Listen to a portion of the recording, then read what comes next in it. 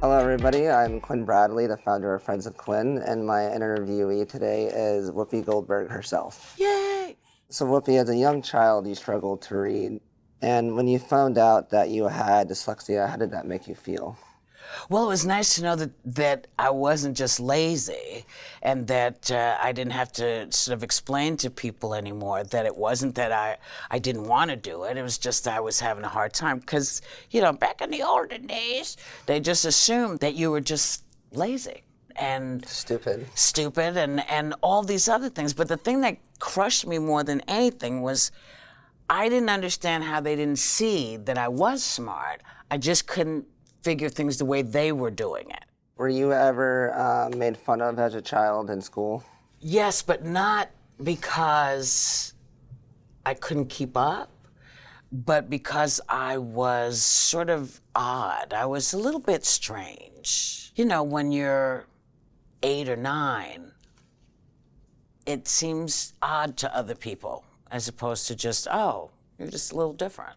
What was your support system like growing up? My mom, she would say to me, Karen, I know you get this because if I tell you, you understand it. I don't know what it is you have or don't have, but it's not something that's going to freak me out. Do you think it runs in the family a little bit? I think it does now, but as far as we can tell, nobody else has it but me.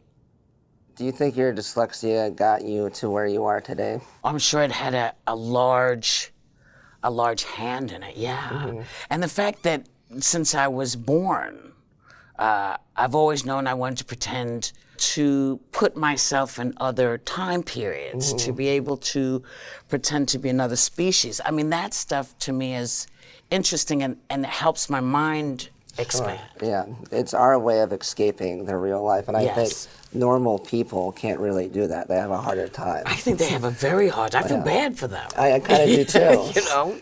You're one of the only people to win an Emmy, a Grammy, an Oscar, and a Tony Award. There's 20 of us. Oh. Yes, there's 20 of us. How does that make you feel, knowing that you have dyslexia? Well, I didn't know until, I guess, a year or two ago when they asked me to come to 30 Rock. I had no idea there was anything called an EGOT. I just knew this stuff was at the house. And then people started saying, oh, that's a big deal. I was like, oh, okay, cool. You started out as a comedian, correct? No, I started out as a straight actor. Oh, a straight actor. And I couldn't get any work because people would look and I'd go try to do some Shakespeare and they go, what are you here for? And I'd say, well, I'd like to audition for them. They go, no. Next.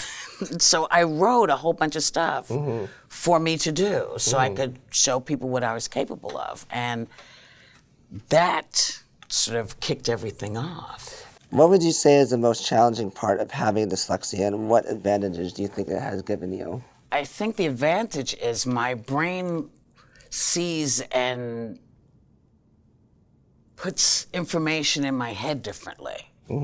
Sometimes more interestingly, I think, than if I saw like everyone else. I think it's less challenging now because we have some idea about it.